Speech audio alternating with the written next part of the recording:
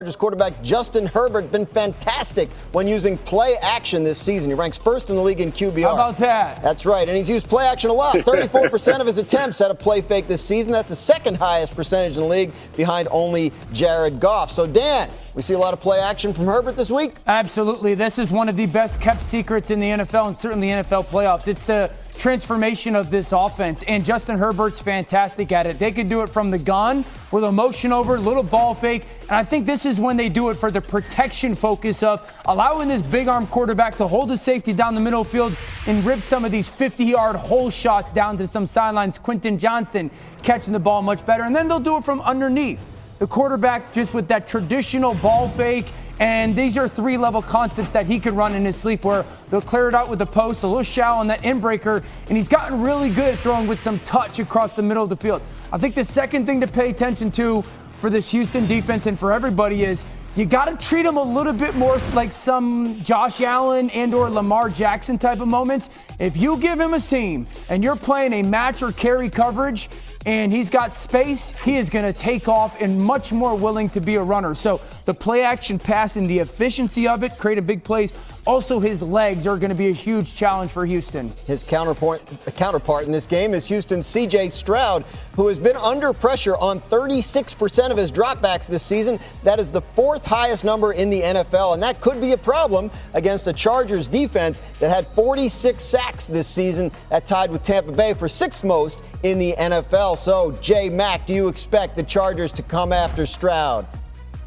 I do, and C.J. Stroud wish he had the time that we just saw Justin Herbert had on those play-action passes. And I think part of that, he has to keep his eye on Derwin James. Him along with Josh Metellus with the Minnesota Vikings are those safeties that are always around the line of scrimmage, lined up at linebacker, at slot corner, and he is going after the quarterback. 5.5 sacks, but he is second in pressures for DBs in the NFL. He is rushing the passer the most he's ever done in his career, so I expect him to come after Stroud early and often. All right, let's aging through Southern California. Vikings head coach Kevin O'Connell addressed the situation when he addressed the media in Minneapolis earlier today. Regarding the location of the game, I know the NFL put out a statement. I defer to the league on all those things and trust in our staff here that works with the league and knowing the good folks with the Rams that, Monday night's game will be, I know it's going to be played, and we'll just be going to play the football game regardless of where our plane lands. But we obviously need to just focus on our preparation for a really talented Los Angeles Rams football team. Adam Schefter back with us. Kevin O'Connell referenced it, Shefty, but what do we know about the league's plans for contingencies around this game? Well, Dan, obviously, first and foremost, everybody hopes that everybody is safe in the Los Angeles area and that the first responders, the firefighters, do what they have to do. But from a football standpoint, the league is closely monitoring the events in Los Angeles. And as of right now, the league hopes and believes it will be able to play the game on Monday night. The Rams and the league office have been in close communication, and the Rams believe the game should be able to be played there. But obviously, we don't know how this fire is going to work in the coming days, the winds and all the dangers that are in Los Angeles. And the league has been down this road before. There are always contingency plans in place. They've made them again for Glendale, Arizona, to be played there in the event that they have to. So we'll see how this all plays out. A decision likely would have to be made by Saturday, but right now the Rams still are hoping that this game will be played in Los Angeles. All right, we'll continue to monitor that. Obviously, as Adam mentioned, a fairly minor detail compared to how serious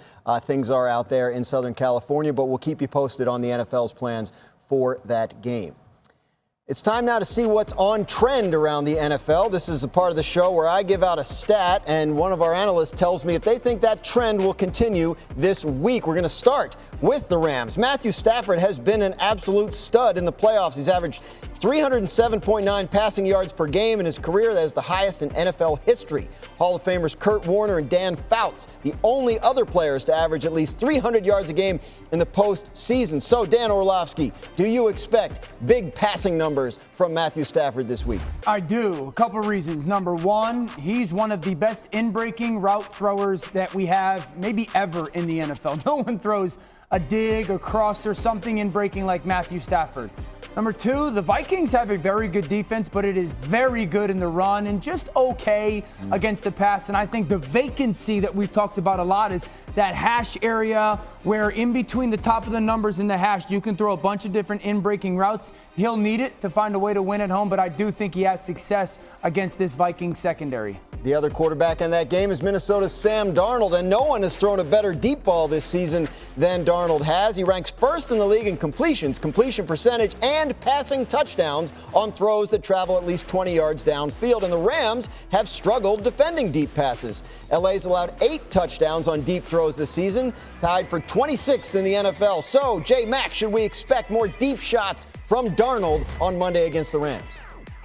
Well, he's going to have to keep up with Matthew Stafford, according to Dan Orlovsky. So I'm going yes on this one. And a lot of that has to do with the first matchup they had. He was able to find Justin Jefferson in that same part of the field, right in the middle on those deep end cuts. And also, we all watched Sam Darnold a week ago. Everybody is ready to throw him out with the trash. Just slow down. This Rams defense is not coming with the pressure that the Detroit Lions did. They're not going to be up in their face. They don't play that style of defense. He'll have some time, and I think he's going to be able to get the ball down the field.